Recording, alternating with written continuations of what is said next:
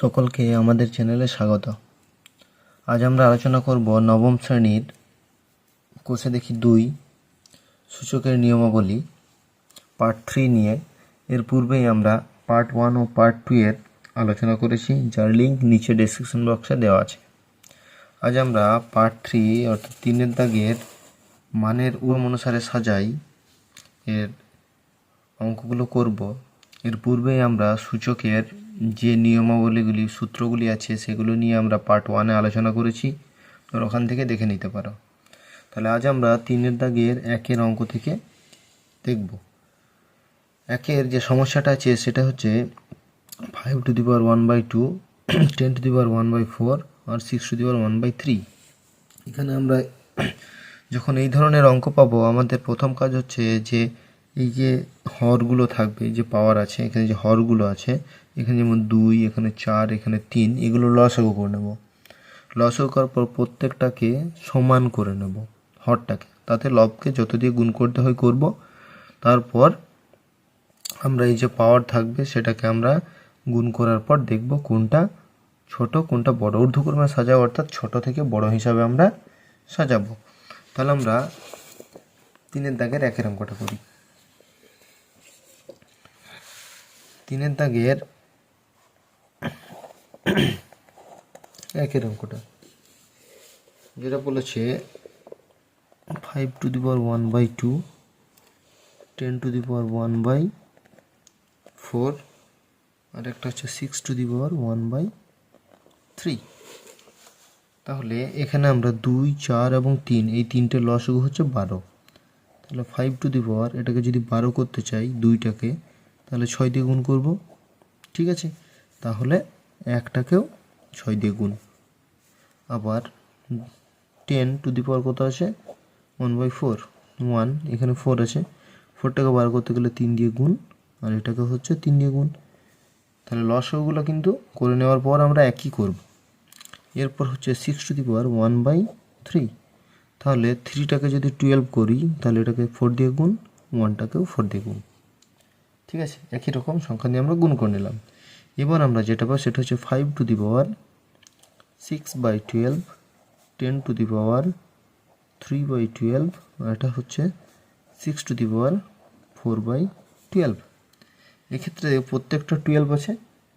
তাহলে আমরা কি করব, এই যে পাওয়ারগুলো আছে সেগুলো আমরা ভিতরে নিয়ে চলে আসি, ঠিক আছে। তাহলে এটা হবে 5 to the power 6 to the পাওয়ার 1/12, এটা হচ্ছে 10 টু দি পাওয়ার 3, এখানে 1/12, এখানে হচ্ছে 6 টু দি পাওয়ার 4, 1/12। সবগুলোরই পাওয়ার কিন্তু 1/12 হয়ে গেল, ঠিক আছে। তাহলে এই 5 গুণিত 5 6বার, 5কে যদি 6বার গুণ করা হয় তাহলে আমরা কত পাবো, ঠিক আছে। 5কে 6বার আমাদের গুণ করে দেখতে হবে। 5কে 3বার গুণ করলে হয় 125, 4বার গুণ করলে হয় 625, 625কে আবার 5 দিয়ে গুণ মানে 25 দিয়ে গুণ, ঠিক আছে। সেখানে আমরা পাবো 15,625, 15,625 গুণ করে দেখে নেবে টু দি পাওয়ার 1/12। এখানেও তাহলে হবে 3টে 10-এর গুণ হচ্ছে 1000, 3টে শূন্য বেড়ে যাবে 1/12। এক্ষেত্রেও তাই, 6 গুণিত 6 গুণিত 6, 4টে 6, 6কে 6 দিয়ে গুণ করলে 36, আবার 6 দিয়ে গুণ করলে হয় 216, ঠিক আছে। এরপর আবার কি করব, আমরা 216কে আবার 6 দিয়ে গুণ করব, তাহলে 216, 6 বারং এখানে হচ্ছে 216, তাহলে 6 7 96, 6 দুগুণে 12, 1296, এটা হচ্ছে 1/12। তাহলে এক্ষেত্রে সব থেকে ছোটো আমাদের কোনটা, এই যে 1000 টু দি পাওয়ার 1/12, তারপর হচ্ছে 1296 টু দি পাওয়ার 1/12, তারপর হচ্ছে 15,625, ঠিক আছে। তাহলে মানের ঊর্ধ্বক্রমে সাজিয়ে পাই। এবার আমরা মানের ঊর্ধ্বক্রমে সাজাবো। তাহলে লিখব অতএব মানের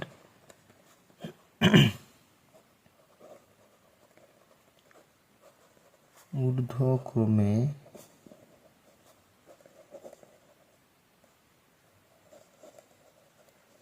সাজিয়ে পাই। তাহলে সব থেকে ছোটো হচ্ছে এটা, তার মানে আমরা লিখব 10 টু দি পাওয়ার 1/4। তাহলে 10⁻1/4, তারপর কত, তারপর হচ্ছে এটা 6⁻1/3, তারপর হচ্ছে 5⁻1/2। ঠিক আছে, দেখো মানে ওরকমভাবে সাজানো হয়ে গেল। আমরা এরকমও লিখতে পারি, লেস দেন দিয়ে লিখে দিতে পারি। ঠিক আছে, এইরকম 10⁻1/4, 6⁻1/3, 5⁻1/2। আমরা কিন্তু এইগুলো লিখবো না, লিখবো যেটা থেকে আমরা বের করছি। ঠিক আছে, তাহলে আমাদের 3 দাগের 1 অঙ্কটা সম্পন্ন হলো। এরপর আমরা 2-টা দেখব। 2 ওইভাবেই বলা আছে, 2 দাগের অঙ্কে ওইভাবেই বলা আছে 3⁻1/3, 2⁻1/2 আর 8⁻1/4। এক্ষেত্রে আমরা যদি 3, 2 এবং 4, এক্ষেত্রেও লসাগু কিন্তু 12ই হবে। ঠিক আছে, তাহলে এবার আমরা 2-এর অঙ্কটা করি।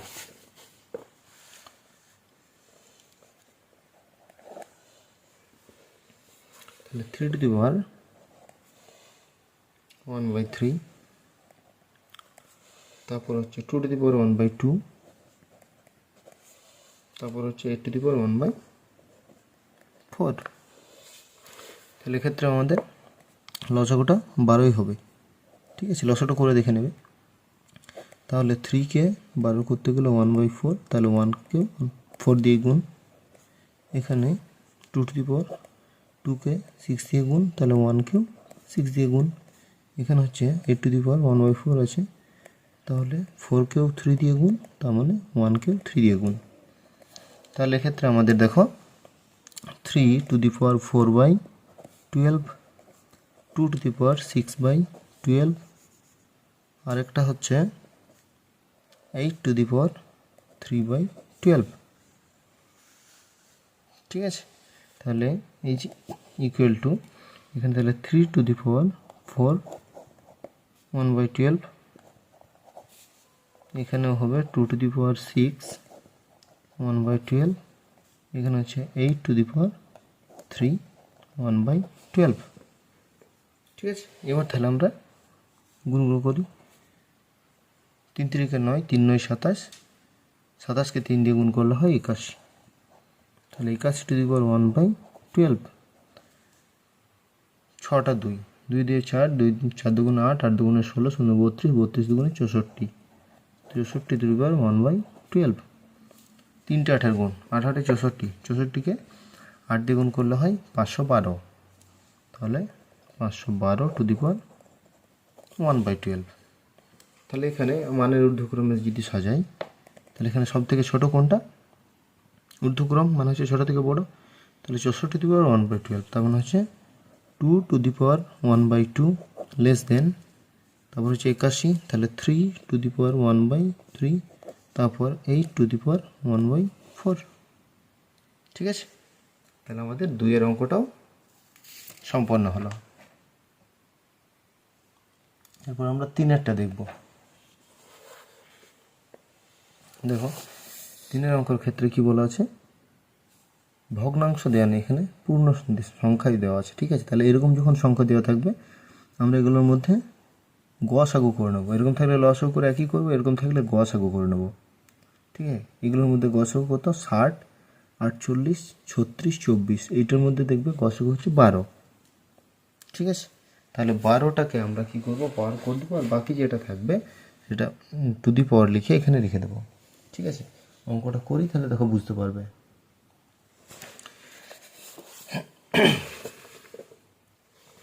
দেখো 3-এর অঙ্কে আছে 2⁻60, তারপর 3⁻48, 4⁻36 আর 5⁻24। ঠিক আছে, তাহলে এগুলো সবাই দেখো 60, 48, 36, 24, এগুলোর গসাগু কিন্তু 12। তোমরা গসাগুটা করে দেখে নেবে এরকম যখন সংখ্যা থাকবে। এই যে গসাগু 12 হলো, তাহলে আমি কী করবো, 5 12 60 হয়, তাহলে 2⁵ হোল টু দি পাওয়ার 12। আবার এখানে কত, আমি যদি 3 এখানে 12 লিখি, তাহলে কত, এটা 48, তাহলে 4 12 48। তারপর আবার 4⁻, এখানে 12 লিখলাম, 3 12 36। আবার এখানে 5, এখানে 12 রাখলাম, 12 2 24। ঠিক আছে, এইভাবে আমরা করে নেব। যেটা গসাগু সেটা বাইরে লিখবো, গুণ এটার সঙ্গে ভাগ করে এখানে লিখে দেবো। ঠিক আছে, তাহলে 5টা 2-এর গুণ, 5টা 2-এর গুণ হচ্ছে 32, তাহলে 32 টু দি পাওয়ার 12। এক্ষেত্রে হচ্ছে 4টে 3-এর গুণ হচ্ছে 81, তাহলে 81 টু দি পাওয়ার 12। 3টে 4-এর গুণ হচ্ছে 64, 64 টু দি পাওয়ার 12। তারপর হচ্ছে 2টো 5-এর গুণ হচ্ছে 5 5 25, তাহলে 25 টু দি পাওয়ার 12। তাহলে এখানে সব থেকে ছোটো কোনটা? 25 টু দি পাওয়ার 12। তাহলে মানের ঊর্ধ্বক্রম হবে 5 টু দি পাওয়ার 24। তারপর হচ্ছে 32, তাহলে 2 টু দি পাওয়ার 60। তারপর কত? 64, তাহলে 4 টু দি পাওয়ার 36। তারপর হচ্ছে 81, তাহলে 3 টু দি পাওয়ার 48। ঠিক আছে, ভালোভাবে দেখে নাও।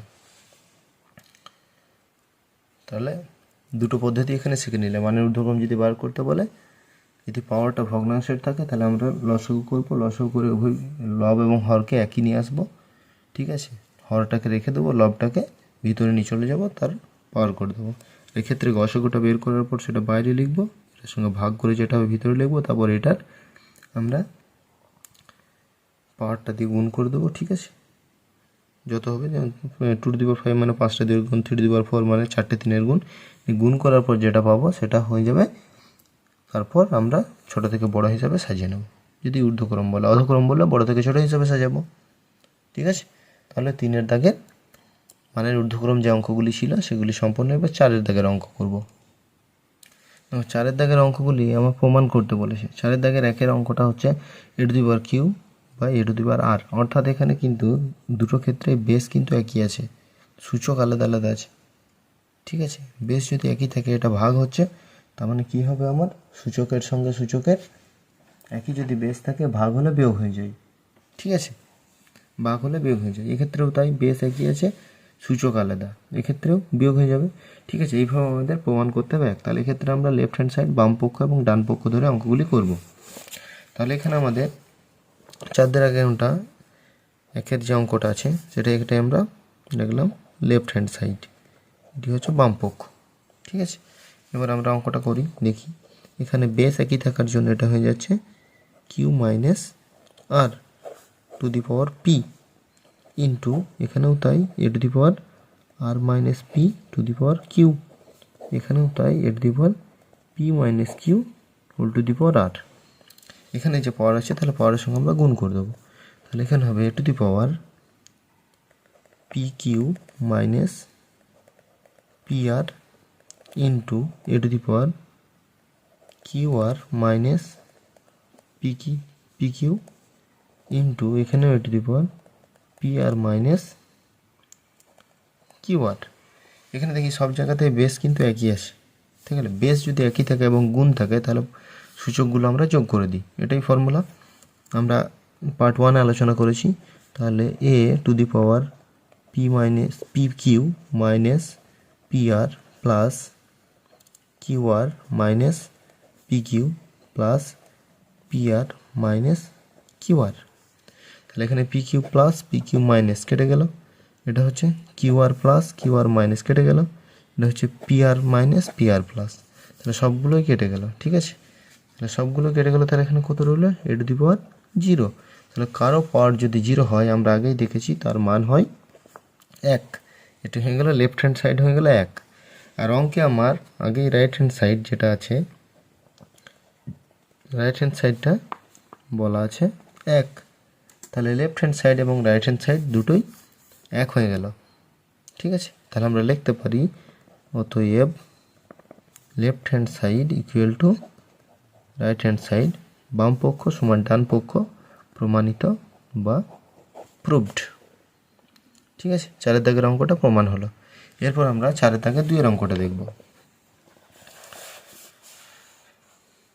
4-এর দাগে 2-এর অঙ্কে দেখো বলা আছে ওইভাবেই, বেস একই আছে কিন্তু এখানে সূচকগুলো আলাদা আছে। ঠিক আছে, তাহলে আমরা 4-এর দাগের অঙ্কটা, এটা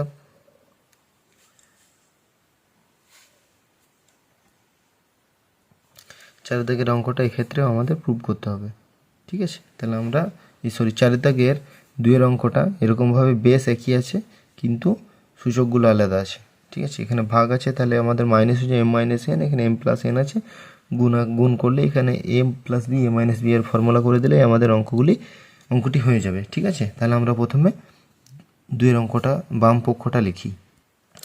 আমরা বাম পক্ষটা টুকে নিয়েছি, ঠিক আছে। তাহলে এখানে বেস একই আছে, তাহলে x to the power M minus N, আর এখানে কত আছে এক্স টু দি পাওয়ার এখানে whole to M plus N, ঠিক আছে। আবার এখানে তাই হবে X to the power N minus L, এখানে হবে এন প্লাস এল, এখানে হবে X to the power L minus M, এখানে হবে এল প্লাস এম।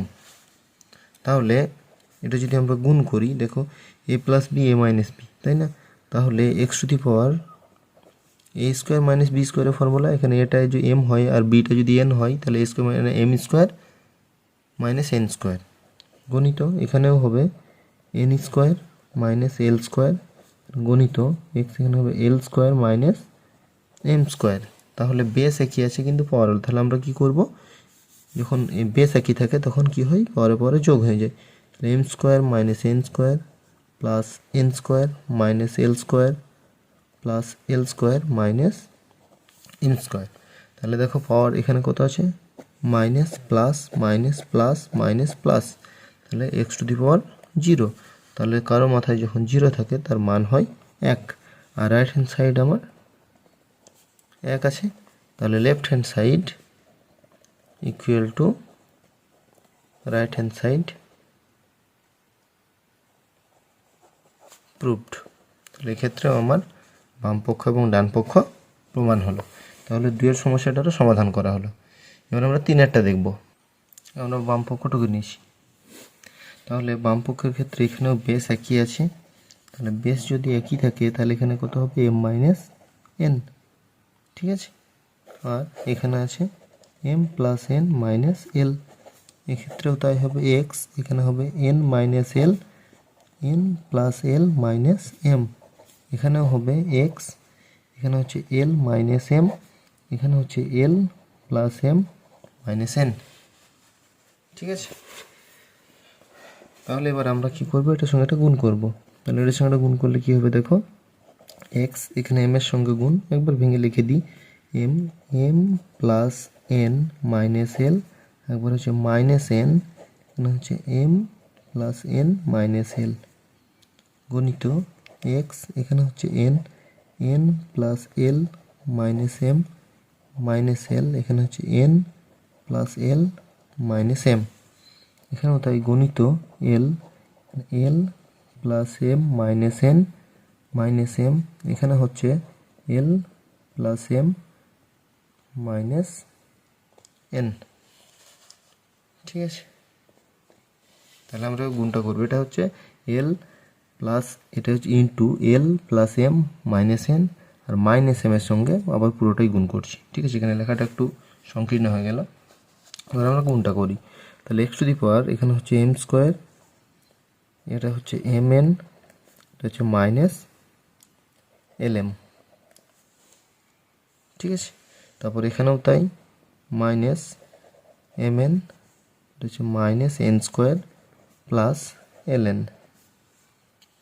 আবার যদি আমি এটা লিখি তাহলে হবে N square plus L N minus M N, আবার এটা গুণ করলে কত হবে, minus L N minus L square মাঝে মাঝে প্লাস এল এম, গণিত এক্স, এর আবার গুণ করলে কত হবে, L square plus L M minus L N, আর এটা গুণ করলে হবে, নিচে লিখে দিচ্ছি, ঠিক আছে, নিচে আর লেখা যাবে না। তাহলে minus L M minus M square মাঝে মাঝে প্লাস এম এন। তাহলে এতগুলো আমার পড়লো, এখানে একটা আছে, এটা আছে, এটা আছে, তাহলে বেস তো একই। তাহলে বেস যদি একই হয় তাহলে কি করব, আমরা গুণ করে দেবো, সরি যোগ করে দেবো। তাহলে এক্স টু দি পাওয়ার এখানে দেখো কিছুটা কেটে যাচ্ছে, এম এন কেটে গেল, ঠিক আছে। এক্ষেত্রে কোনটা এল এন কেটে গেল, এক্ষেত্রে দেখো এলএম কেটে গেল, তাহলে বাকিটা লিখব M square minus LM minus N square plus LN plus N square minus MN minus L square plus LM plus L square minus L N minus M square plus MN. তাহলে এখানে মাইনাস এমএন প্লাস এমএন, ঠিক আছে। এখানে হচ্ছে minus L square plus L square, এখানে হচ্ছে minus M square, এখানে plus M square, এখানে হচ্ছে L M minus L M plus N square minus N square plus L N plus L N minus. তাহলে সবই কেটে গেল, তাহলে এক্স টু দি পাওয়ার 0, তাহলে এক্স টু দি পাওয়ার 0 এর মান হচ্ছে 1, আর রাইট হ্যান্ড সাইডও হচ্ছে 1। তাহলে অতএব left hand side equal to right hand side proved বা প্রমাণিত। তাহলে এক্ষেত্রেও আমার গুণটা একটু বড় হলো, এটা ভেঙে দেখানো হলো, ঠিক আছে, ভেঙে দেখানো হলো, তার জন্য একটু বড় হলো। এইভাবে শিখতে পারলে বেশি সুবিধা। এখানটা মনে রাখবো, এটা হচ্ছে L plus M minus N, ঠিক আছে। গুণটা নিচে লিখেছি, এখানে ধরে নেতার জন্য নিচে লিখেছি, পুরোটাই প্লাস মাইনাস হয়ে কেটে গেল। তাহলে কারো মাথায় 0 থাকলে তার মান 1 হয়। এরপর আমরা 4 অঙ্কটা দেখব। এক্ষেত্রে 4 অঙ্কে A to the power 1 by X minus Y whole to the power 1 by X minus Z এরকমভাবে দেওয়া আছে এবং ডান পক্ষ 1ই আছে। তাহলে এক্ষেত্রে আমি কী করব, লেফট হ্যান্ড সাইডটা প্রথমেই লিখে নেব। তাহলে এক্ষেত্রেও আমাদের বেস এ আছে, তাহলে পরে পরে গুণ হয়ে যেটা হয়ে যাবে এ টু দি পাওয়ার 1, এখানে হবে এক্স মাইনাস ওয়াই, এটা হবে এক্স মাইনাস জেড ইন্টু এখানেও হবে ওয়াই মাইনাস জেড, এটা আছে ওয়াই মাইনাস এক্স ইন্টু এখানেও হবে জেড মাইনাস এক্স, হচ্ছে জেড মাইনাস ওয়াই, ঠিক আছে। উপরে সব 1 থাকছে। এবার আমরা সবগুলোকে যোগ করে দিই। তাহলে এ টু দি পাওয়ার এখানে হচ্ছে এক্স মাইনাস ওয়াই, এখানে হচ্ছে এক্স মাইনাস জেড প্লাস, যেহেতু বেস একই আছে তাহলে এগুলো কী হয়ে যাবে, যোগ হয়ে যাবে। তাহলে এটা হচ্ছে ওয়াই মাইনাস জেড। এটাকে যদি আমি এক্স মাইনাস ওয়াই করি, ঠিক আছে, এক্স মাইনাস ওয়াই করলে কী হবে, এটা মাইনাস কমন যাবে, তাহলে মাইনাস কমন গেলেই এই জায়গাটা প্লাস হয়ে যাবে, সরি মাইনাস হয়ে যাবে, ঠিক আছে। তাহলে প্লাস মাইনাসে মাইনাস হয়ে যাবে। তাহলে এখানটা হচ্ছে এক্স মাইনাস ওয়াই করলাম, এই প্লাসটাকে মাইনাস করে দিলাম, বুঝে গেল। এক্ষেত্রেও প্লাস হবে, ঠিক আছে, প্লাস করলাম। এখানে কত আছে, জেড মাইনাস এক্স, এটাকে এক্স মাইনাস জেড করবো।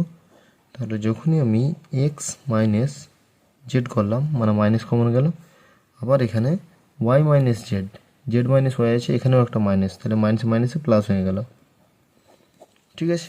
তাহলে এক্ষেত্রে মাইনাস মাইনাস কমন নিয়ে এখানে প্লাস হয়ে গেলো, কিন্তু এক্ষেত্রে একটা জায়গায় মাইনাস নিয়েছি, তার জন্য এটা মাইনাস হয়ে গেছে। এবার আমি ভগ্নাংশে যোগ বিয়োগ, এ টু দি পাওয়ার, ঠিক আছে, এখানে কত এক্স মাইনাস ওয়াই, এক্ষেত্রে হবে এক্স মাইনাস জেড, আর একটা হচ্ছে ওয়াই মাইনাস জেড। এক্ষেত্রে এক্স মাইনাস ওয়াই আর এক্স মাইনাস জেড আছে, নেই কোনটা, ওয়াই মাইনাস জেড, তাহলে ওয়াই মাইনাস জেড মাইনাস, এখানে দেখো ওয়াই মাইনাস জেড আছে, এক্স মাইনাস ওয়াই আছে, নেই কোনটা, এক্স মাইনাস জেড, ঠিক আছে, প্লাস এখানে এক্স মাইনাস জেড আছে আর ওয়াই মাইনাস জেড আছে, নেই কোনটা, এক্স মাইনাস ওয়াই, তাহলে এক্স মাইনাস ওয়াই। তাহলে এ টু দি পাওয়ার নিচে যা আছে লিখে দিলাম, X minus Y, X minus Z আর ওয়াই মাইনাস জেড। উপরে দেখি ওয়াই মাইনাস জেড, এটা হচ্ছে minus X minus minus plus Z, এটা হচ্ছে প্লাস এক্স মাইনাস ওয়াই, তাহলে plus Y minus Y minus Z plus Z minus X plus X কেটে গেল। তাহলে ওপরে কত পড়ে থাকলো, 0। তাহলে কোনো 0 টু দি পাওয়ার কোনো সংখ্যা থাকলে সেটা 0 হয়ে যায়। তাহলে এক্ষেত্রেও 0 হয়ে গেল। তাহলে এর পাওয়ার 0, তার মানে তার মান হচ্ছে 1। তাহলে লেফট হ্যান্ড সাইড হয়ে গেল 1। ভালো করে পুরো অঙ্কটা দেখে নাও। তাহলে রাইট হ্যান্ড সাইড হচ্ছে, অঙ্কতে দিয়ে যাচ্ছে 1, তাহলে লেফট হ্যান্ড সাইড এবং রাইট হ্যান্ড সাইড মিলে গেল। তাহলে অতএব left hand side equal to right hand side প্রমাণিত।